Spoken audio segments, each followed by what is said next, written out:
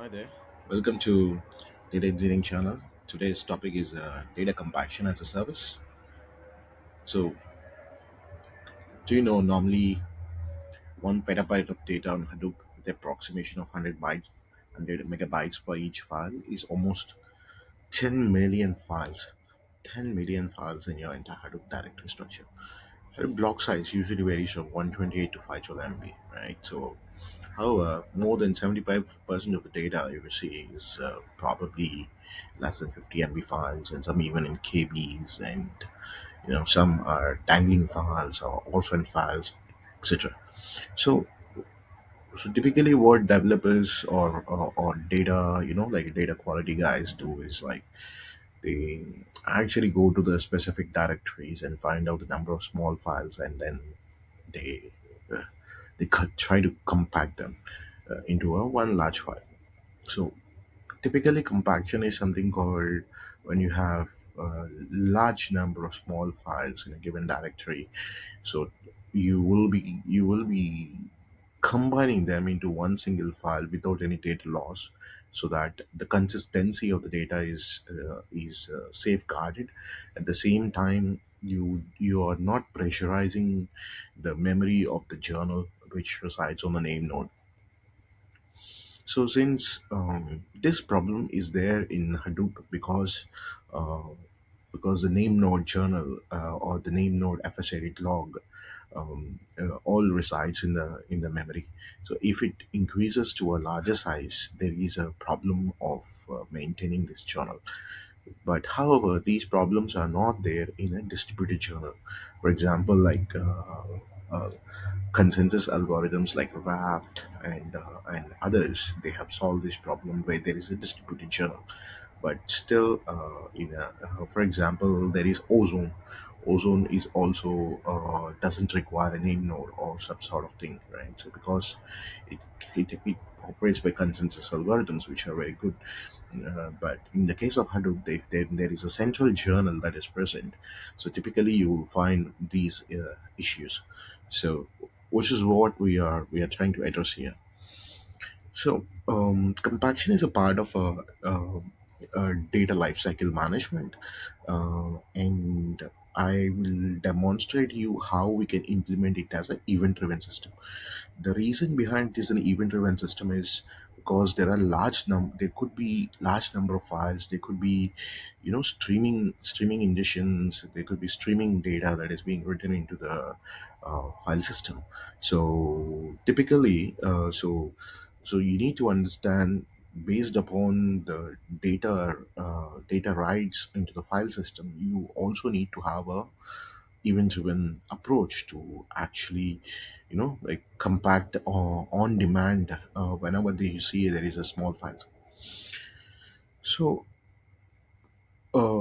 as I said, compaction is the process to combine smaller files or files in append mode into large file to save the distance storage space. So another yeah, so what causes if there are large number of small files, right? So it'll impact the server health and infrastructure, which eventually leads to wastage of Hadoop blocks. It increased overhead of maintaining the infrastructure in the journal of the file system.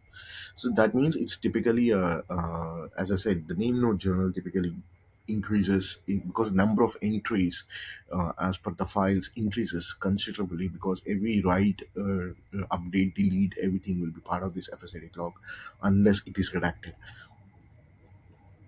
So, our outline for today's presentation is like this: data compaction as a service, and then the motivation and high level architecture, and how the app looks like, and job and protocol, and then what are the pros and cons. Let's go to the motivation. A lot of small files are bad because there's a high overhead of files maintenance, high name node memory usage. So, beneficial if to compact lots of small files into a few big ones periodically, because the files are generated by real-time basis, as well as as well as even during the ingestion period, or things like that, or even when you share the data among different people. So different people have come up with their own copies of the data, and sometimes the data is not being used properly, which results in a lot of files. If there are small files, the duplication of small files and a replication of the small files, all of that consume a lot of space, as well as the name node journal pressure. So that's why we need to take care of this thing. And uh, usually it can be compacted hourly, daily, and we can provide time based provisioning as well. So so if you see a typical path, right? So um, a project's name, database name, table name, date is this one. So there are like at least like five sub partitions that are present in this kinds of path. Some might have three, some might have two, some might have four. It depends upon certain use, the way how people design the tables. So technically, if you see, then which makes the number of combinations to be power of n to 5. So each element to the subdirectory now is eligible for compaction. So this is the kind of range that you're talking about when you, even when you have to compact to a single table. So our motivation is like to build the compaction under a event-driven system. So let's say whenever you see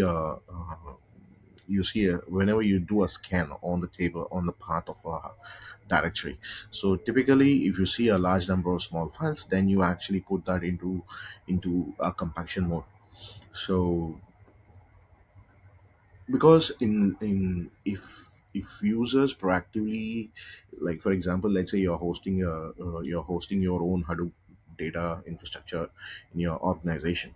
So and there might be number of users who will be using it, who will write the data, and who will consume the data, and who will rewrite the data again back and forth, and which may who may follow certain practices or may not follow certain practices. So which purely depends upon how you write the data. But even in the case of streaming, this is the same problem. Streaming writes in micro batches. So when you write in micro batches, there are a large number of smaller files, unless you proactively, like do a compaction. But when the data scale is large, it would take a lot longer time to do this compaction. So that's the reason why I'm trying to propose an event-driven approach, where you have a scanner which scans the part of the table where the data is present, and then it triggers an event. When it triggers an event, that means there are small files in that, and then you will have the file compactor, which goes and analyzes all, which goes and finds the actual parts of these, and then it does the compaction.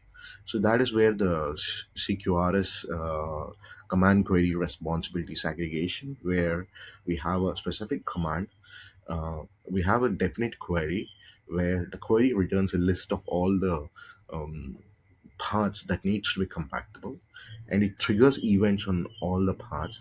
So in when it triggers events, that means like we are going to use certain an event bus, which keeps track of all these events that are present.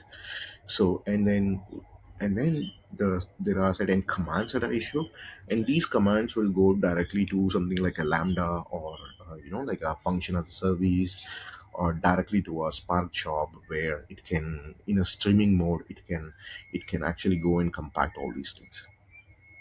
So let's go to the high level architecture.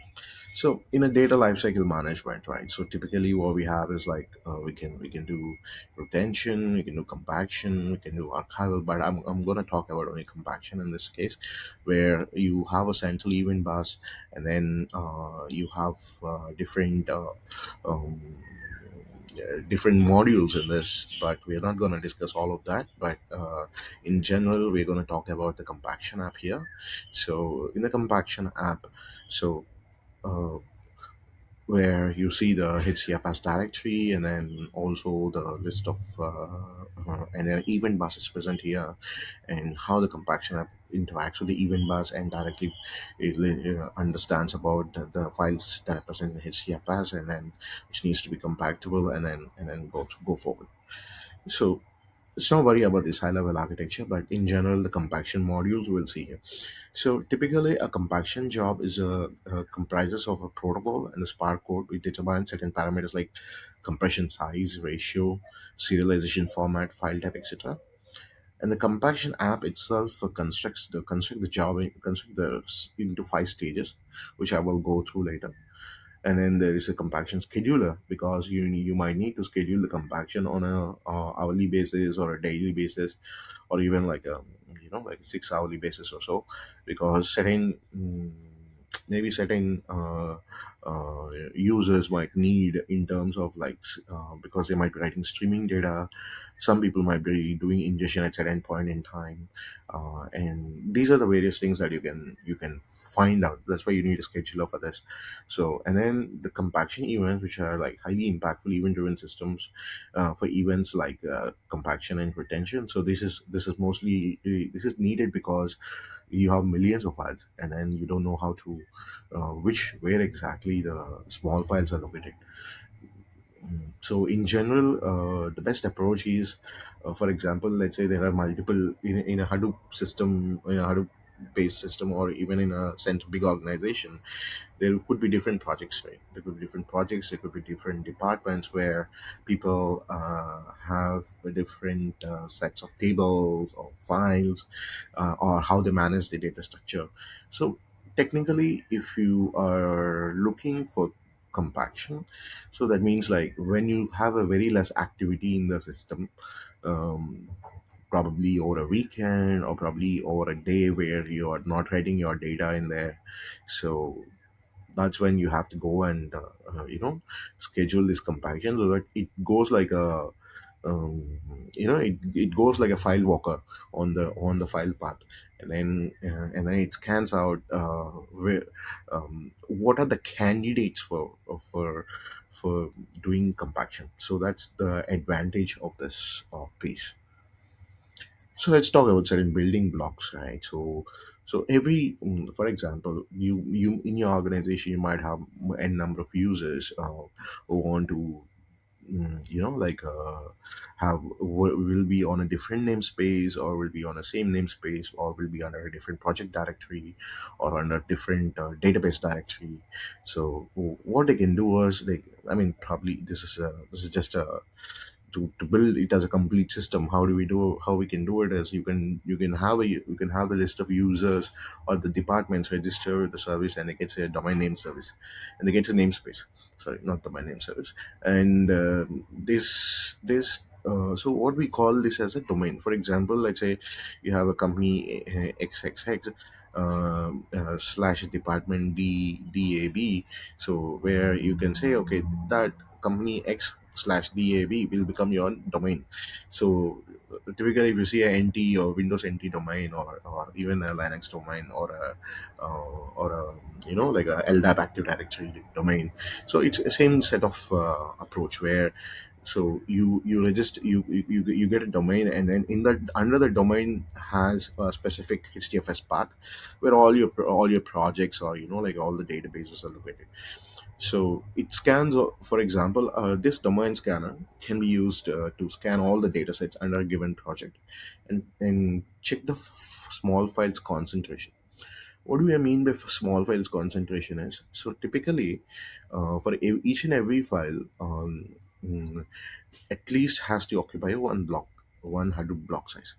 So the Hadoop block size varies from 128 to 256 MB depending upon how you configure in your administration part. So once you say, okay,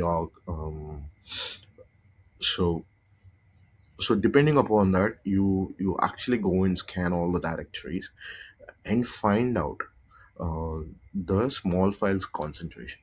So the best way to do this is not to go onto the directory, but it's actually to analyze the FSAD log, the FSAD log, and then understand what is the file system size of each and every file, and then the size of it. So that way, if you are able to analyze FSAD and then store it into somewhere into MySQL or any kind of database, you will be able to understand from it clearly that these are the small files. Then what you can do is, you will be finding all the dataset partitions that are small files for a given dataset. Because what I mean by partition is, so for example, any table, for example, let's say hive table, right? So hive table will have a table name, another the partition name. If there are date partitions, there is a date partition, and there is another file, another partition. So it will have a sub partitions as well. So what we can do through this compaction finder is, you can, after getting all the information about the small files concentration from the domain scanner, so we can go and find out what are all the paths that are eligible for compaction. So that is a finder, that is a query pattern that it will do. And then the next pattern is the event triggering. So once you identify all these sub-partition paths, and then you can actually trigger this compaction event, and then which can get scheduled through a command, or you can do a on-demand compaction as well. So that is a compaction cleaner purpose. For every compaction event, the compaction cleaner gets invoked and compacts all the files under a given partition. Saying this is typically a five-stage process. So these are the building blocks. As I said, so user registration is one of the key important things, because you have to tell the system, the query pattern, what exactly is your subdirectory in the Hadoop space, right? So that's where the domain will be useful, and then you can set a policy to it, and then the policy will a policy also statement, and then the statement can have a boundary. That means, like, okay, I let's say I'm my a department A can have at least like probably 10 to 20 different root directories inside, not exactly the root directory, but for example, root root directory, and it's the directory underneath it. Probably you can have at least 20 directories. So what you can do is you can create different policy statements for that, and then attach that to your domain for these things. And then also you can say, you can in that you can specify what's your compaction period, or what time you want to do, and then you can add more information in the policy there. So this becomes an interesting, domain based policy, and also with statements being registered in it. And then whenever compaction will run, actually it actually refers to this policy, and then it kinds of translates that back into the um, compaction commands. For example, there is another way up also. For example, if it need not go through a larger process where you have to do a compaction by scanning each and every directory, but rather you can also do a simple upload of Excel whatever directories you want to do, and then you actually attach that to the domain policy, and then register for compaction, and then immediately over those paths compaction gets scheduled. So this is also like a on demand, like a file based upload kind of compaction that you can do. Yeah. So, in general, a compaction API, what you can have is like, for example, every path may or may not have a table name, because it's a hive. It could be a hive table, or could be a normal HDFS path where you actually just write the data, right? So you can have the parent path, and you can say whether you want to compact this one. And for example, if there's a hive table in there, then you actually specify the DB name and table name. So, and also you can actually give the scheduling time, and you can also have a partition filter. For example, you don't want the partition filter to be added. So typically, the same API can also be used for the domain scanner based, right? So in general, so this is like a on demand where you want to include some specific partition filters, then you will be using that. But if you want to include certain partitions, exclude different partitions, you can act in Hadoop. File path scanning. Typically, you can use a globe filter, and then you can exclude certain parts, and you can include certain parts. So that's the advantage that you can see. And then you can also include, like, for example, like for streaming jobs, you will have a number of days to be left out, because the data is still in the process of writing it. of a few hours, or there might be late arrival records, or even for example in financials, companies where you when you try to see the data might come t plus one. So different companies will have different ways of actually writing the data. Some comes into streaming ingestion, some comes into a normal ingestion, but also done through streaming. Some actually do a file trigger based ingestion whenever a file arrives. So that's the reason why you just need to leave it for last non-compaction days, which you don't want to touch the data, where you know that the data is not completely up to the mark. So we can see the how do we do a compaction finder. So this is also one of the process. So process is like once domain is created, you scan the event job, and then emit event periodically on cron, and then find all the data sets according to the domain boundary, and then find the compaction partitions and trigger the compaction partition scan event job, and find all the partitions and other data sets to be compacted, and then schedule with appropriate interval, and then give it to a streaming job. In this case, we just use a Spark. You can just use a Spark Levy, where you, if you want, you can trigger independent jobs, or you can, if you don't want, you can also trigger a certain streaming set of jobs, and then store the state of the jobs in somewhere in a database. And then, so once you trigger the compaction of a partition and the compaction process is there, and then you unschedule the job. These jobs are based upon, because you don't want to run it on a daily basis, because once you schedule the job, you always have to unschedule it, because otherwise if it keeps on running on the same path again and again, which doesn't make sense. Actually, yes. So there, in when you do a compaction trigger, so there are like four stages again. So one is like why what we'll do in each one of the stages, I'll explain later. So typically, it has a pre-compaction, and then the compaction, and then a post-compaction and rename. So what I call it, the CDP is compacted dataset partition, where, because during pre-compaction you actually go and analyze the data sets itself, and then get the size, and then the you who is the owner, and the metrics of the thing. So all of that information you'll be obtaining it. And so the details of this I'll discuss in the next slide, right? So so typically in compaction job stages, as we said, pre-compaction, compaction, post-compaction, rename, and purge, right? So pre-compaction, you actually get these information: size, volume, owner, and permissions. And then during compaction stage, you actually see, because of the policy that you actually give, whether it's a files max policy or file size policy. So how many number of files you want, or what is the size of the file.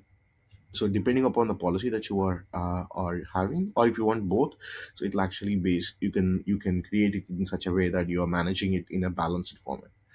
So post compaction, what happens is like you have to uh, once the data is compacted from, let's say you have 1,000 files in a given partition path, and you manage to get it to probably 50 or 60 files, because of the of the block size in the Hadoop, and the file size you are able to reduce to a considerable sizable level. So then what you have to do is you have to compare all the heuristics like size, volume, owner, and permissions, because you want to ensure that the data consistency and the like the permission consistency are not lost. So that is also one of the most important things. So, and then you can rename the raw to snapshot, and rename the compacted to raw. Um, because uh, because you also need to preserve the old one, right? So once you have done, then you actually can rename the uh, raw to the snapshot file and then compact it to the raw. So later what you have to do is you have to purge the snapshot because you don't want to have the duplicates within the same directory. So and then you, because that's the reason why you purge the snapshot and you move that data to retention. Retention in the sense, like for example, you can keep that data or you can remove the data, because if for example, if the compaction is not done in a proper way, then you might risk of losing certain data. But that's the reason why we have to do a post compaction to check all the heuristics of the data. But in general, 99% you won't miss the data. But if there is a chance that because of the spark job, the data is data consistency or data, some processing might have failed, then you will still have the ability to restore the snapshot, which is exactly the similar way. But this won't be necessary when you have the basic, like a size, volume, and the number of records that you can see, all of that, in the post compaction phase. When you verify it, this won't be necessary at all. That's the reason. So in general, a compaction protocol requires, like, okay, what is input path, input compression type, input serialization, input path size, and also like output path, output compression, output serialization, output block size. So and then the ratio, out compression ratio, split size, snapshot path, and metrics path. So it is better to measure the metrics at every level, and then you actually configure all this information while you are passing it to the compaction. So then it will be nice and clean in terms of like how you are doing this compaction protocol. So let's get to the pros and cons. So it's I mean, doing in a event driven approach is highly customizable. You can add as many number of stages as you want, and then you can provide better validations because every process is a independent process. This not only applies to Hadoop, but it can also be applied to any other systems where you have a large number of small files, or if you are implementing compaction on a global scale. Like for example, let's say I want to implement compaction across all the databases, or all the, like, distributed systems that I'm using. Like, then you can also follow a similar format like the event driven approach, where you can understand, find the where exactly the problem is from the edit log, and then audit log, and then trigger the events related to that, and then process the commands for those events. So using the, as I said, using the command query responsibility segregation, where query is separate, event is separate, and command is separate. So this way you will be able to, when volumes are there, and then when you see a repetitions, that's when you will use the event driven approach. So that's why I am proposing something like an event driven approach if you are dealing with large scale compressions or large scale uh, things where you have to measure and check the accuracy at every unit that you are doing. So this is the reason why I'm saying. And when you, because normally in this case you will not trigger these kind of compactions on your regular cluster, but rather you will use a separate resource manager, where you will be uh, allocating certain amount of resources in order to safeguard your cluster, and then performing this operation. So usually what happens is, like, when people start a data infrastructure, like data lakes or big data ecosystems, they don't employ initially good practices to, write the data properly. And then also there another case is like where when you do streaming ingestions, or writing the streaming data, you certain cases where you won't be doing the compaction immediately, because you may not have the time, because your data uh, timeliness is sensitive there. So that's the reason why you would do a compaction at a different phase. But having a global compaction, like a service, where you can do on demand way, or you can also do a domain scanning way, will be definitely useful for in a given scenario for any organization. But in general, you should not have a misconfiguration, and uh, when you are doing the compaction, because otherwise what will happen is, so you will lead to some data discrepancy or so, and then as I said, your regular cluster and then your compaction cluster should not be the same, because otherwise it will interact, it will have the impact on utilizing too many number of resources, uh, because if there are multiple people scheduling at the same time. So that's why your resource manager for compaction and your regular cluster for running the jobs, whether it's streaming or batch or anything, it should be separate. So these are the two cons that I can see. So